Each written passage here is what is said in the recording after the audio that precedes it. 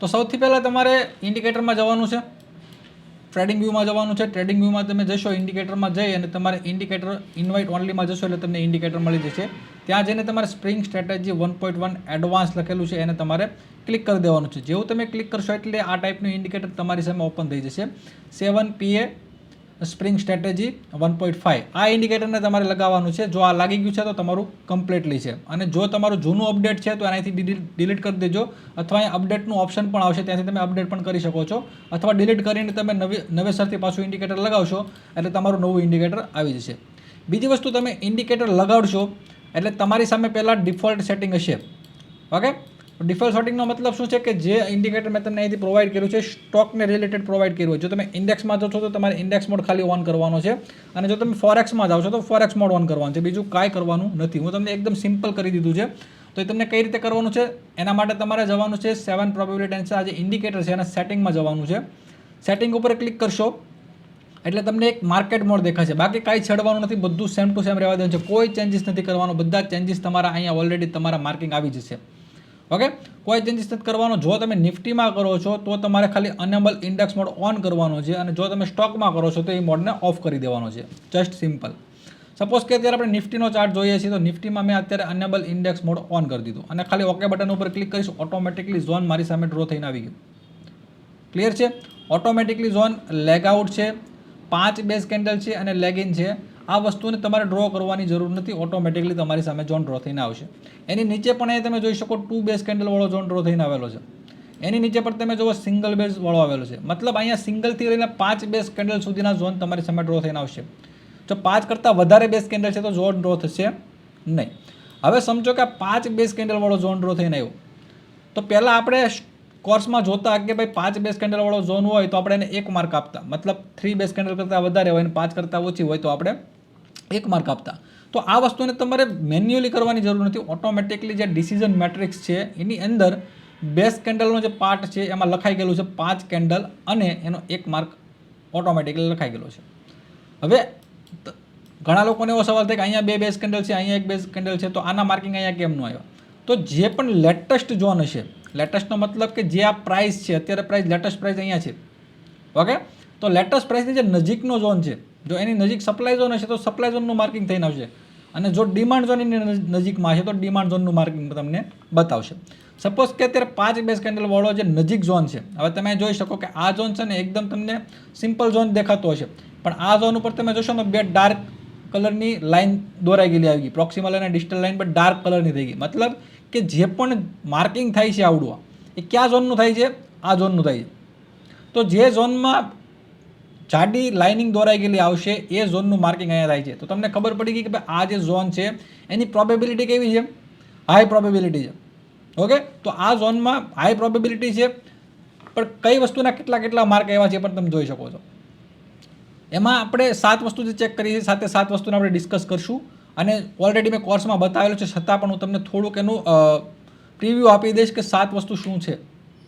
Okay, તો અચીવમેન્ટનો મતલબ શું થાય કે આ જે ઝોન છે એ ઝોનની આગળનો પીવટ અથવા કે આગળનો જે સ્વિંગ હાઈ કે સ્વિંગ લો છે, જો સપ્લાય ઝોન છે તો સ્વિંગ લોને બ્રેક કર્યો હોવો જોઈએ, અને આગળનો જો ડિમાન્ડ ઝોન છે તો એને સ્વિંગ હાઈને બ્રેક કર્યો હોવો જોઈએ. તો આ જે સ્વિંગ હાઈ છે એને બ્રેક કરીને પ્રાઇસ ઉપર વહી ગઈ છે, તો મતલબ આ ઝોનનું અચીવમેન્ટ છે. તો તમે અહીં જુઓ તો આ જે રજિસ્ટન્સ હતો એ રજિસ્ટન્સને બ્રેક કરીને પણ પ્રાઇસ ઉપર ગઈ છે, તો આનું અચીવમેન્ટ છે. ઓકે, પછી બેઝ કેન્ડલમાં 5 કેન્ડલ છે તો 1 માર્ક આવે છે. ઓકે, આરઆર સ્પેસનો મતલબ કે આની ઉપર જો કોઈ સપ્લાય ઝોન છે, સેમ ટાઈમ ફ્રેમનો કોઈ સપ્લાય ઝોન છે, તો આ ઝોન ઉપર તમે ટ્રેડ કરો છો તો ઉપર જવા માટે જગ્યા કેટલી છે.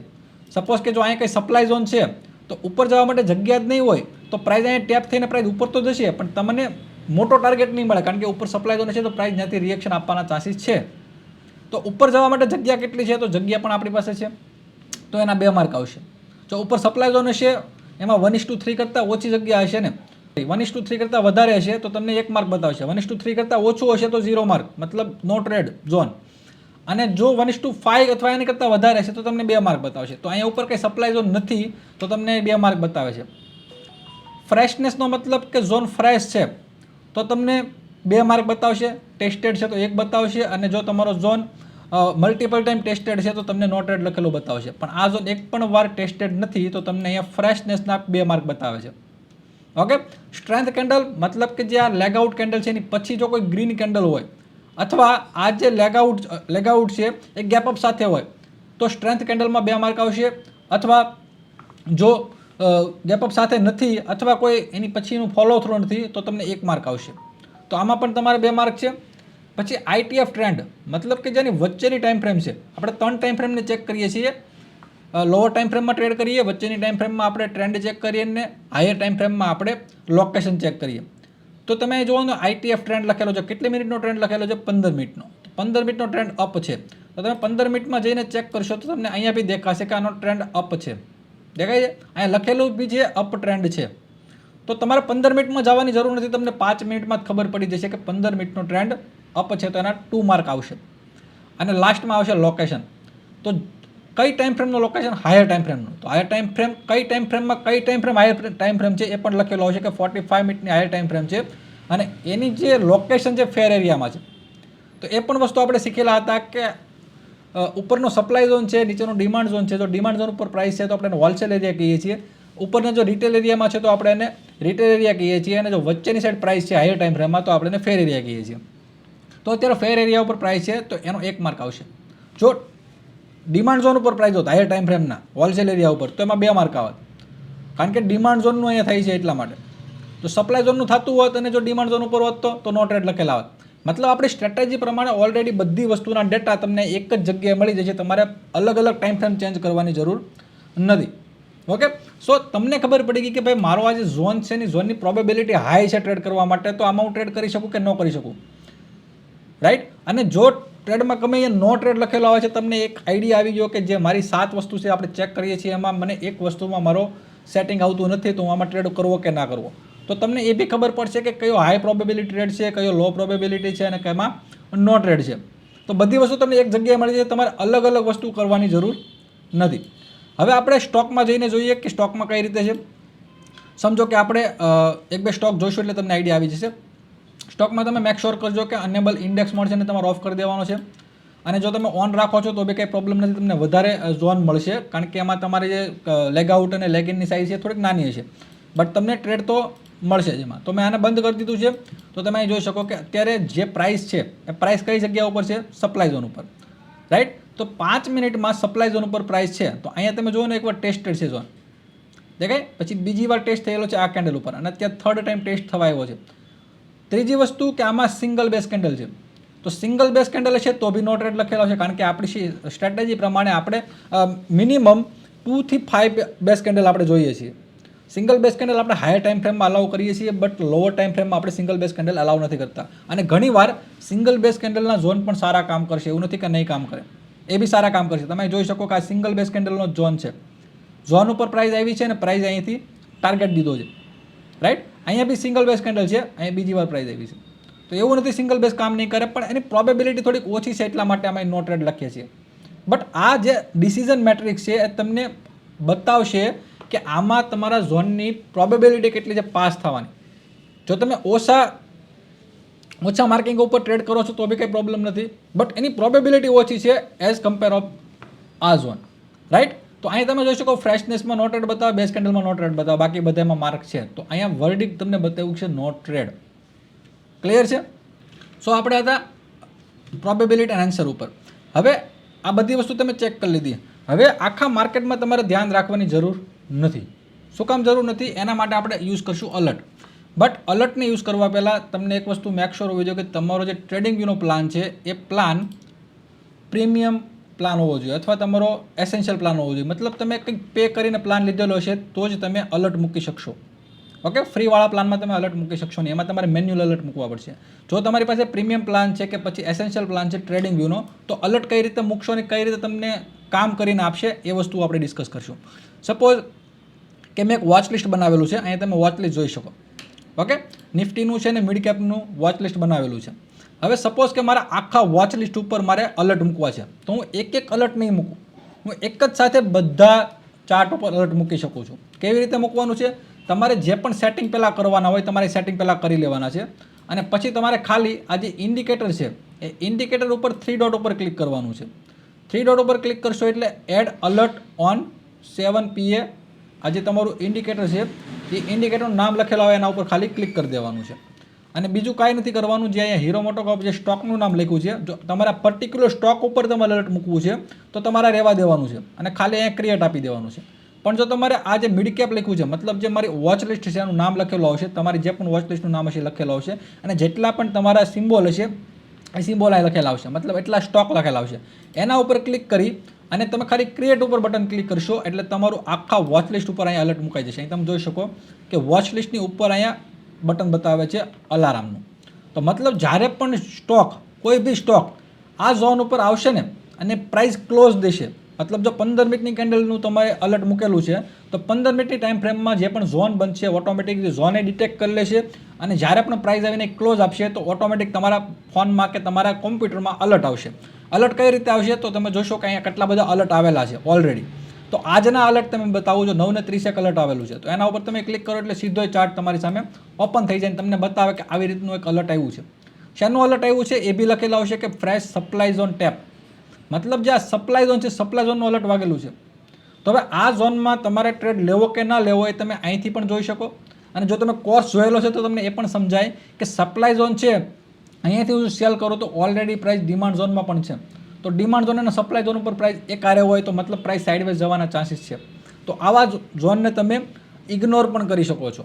ઓકે, જો બીજું અલર્ટ વાગેલું છે પેટ્રોનેટમાં, તો પેટ્રોનેટમાં સપ્લાય ઝોન ઉપર અલર્ટ વાગેલું છે. અહીં તમે જોશો કે લખેલું છે ફ્રેશ સપ્લાય ઝોન ટેપ. તો અહીંયા તમે જુઓ ને ફ્રેશ સપ્લાય ઝોન છે પણ પ્રાઇસ શું છે સાઇડવેઝ છે. અને અચીવમેન્ટ મહત્વની વસ્તુ છે, અચીવમેન્ટ ફરજિયાત હોવું જ જોઈએ. હવે આને આપણે રિપ્લે બટન કરીને જોઈ શકીએ આપણે કે ક્યારે અલર્ટ વાગ્યું હતું. તો તમને ખાલી અલર્ટ બતાવું એટલે તમને આઈડિયા આવશે.